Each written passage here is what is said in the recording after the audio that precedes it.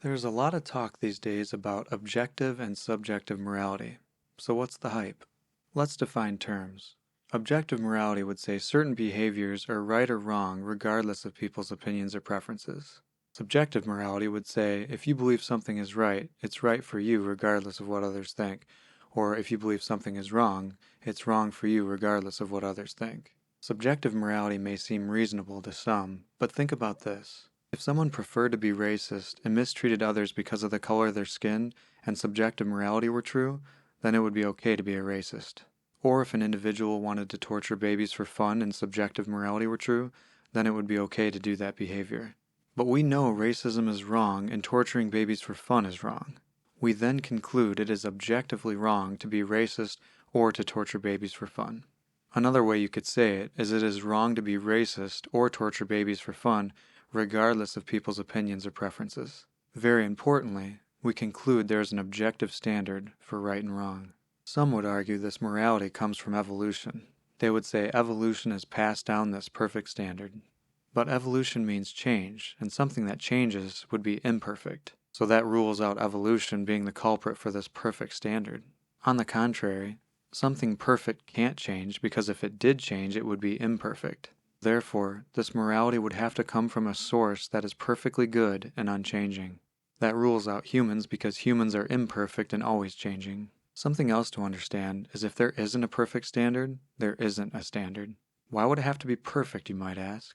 The standard would have to be perfect, because if it wasn't, it would be able to change. If it was able to change, we'd be left with subjective morality. We already saw that subjective morality can't be true, but let's explore some more issues with it. If subjective morality were true, a person could believe racism is right one day and wrong the next, and that would be true for them, which is absurd. Another problem would be one person could believe racism is wrong, and another person could believe racism is right, and they would both be right at the same time. But if it were true that racism could be right and wrong at the same time, that would break the law of non-contradiction, which states two contradictory statements can't be true at the same time in the same way. And one last problem is someone could say they believe it's okay to hurt you for no apparent reason, but it isn't okay for you to hurt them for no reason, which is hypocritical.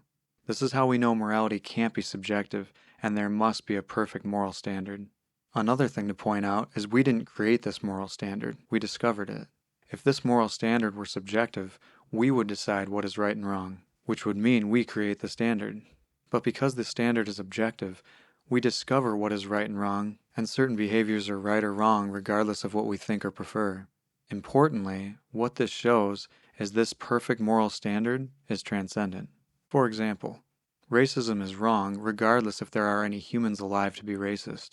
If you can test this, ask yourself, was it true that racism was wrong before you were born? Is it wrong while you're alive?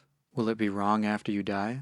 If you admit it was wrong before you were born, while you're alive, and after you die, then that's true for every other person. So when everyone dies eventually, it will still be true that racism is wrong. Because we discover this transcendent perfect standard, we have to ask, where did it come from?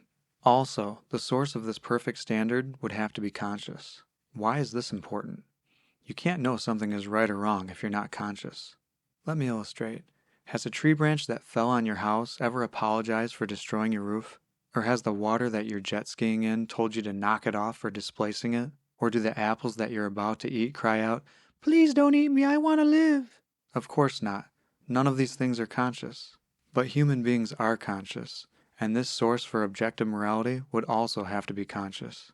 The universe isn't conscious, so this standard would have to exist outside of the universe as well. Let's recap. We have concluded there is an objective standard of right and wrong. This standard would have to be perfectly good and unchanging, or it would cease to exist. And the source of this morality would have to be conscious and transcendent. So what would this transcendent, unchanging, conscious being that is perfectly good and that has a perfect standard of right and wrong be?